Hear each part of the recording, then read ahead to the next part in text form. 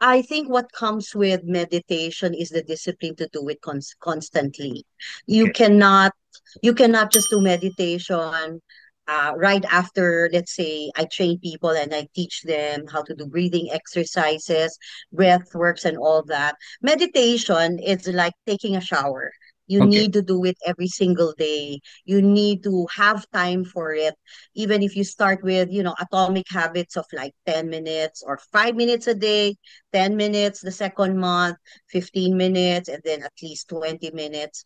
I did meditation for quite a while, and there is a place that I go to, the meditation center, and what we do is really meditate for hours, for 3 hours. Mm. Because part of meditation, the meditation that I learned is really letting go of your negative emotions, as well as all our attachments to things, places, and people that probably no longer serve us, or probably keeping us down, or stopping us from doing the things that we need to do.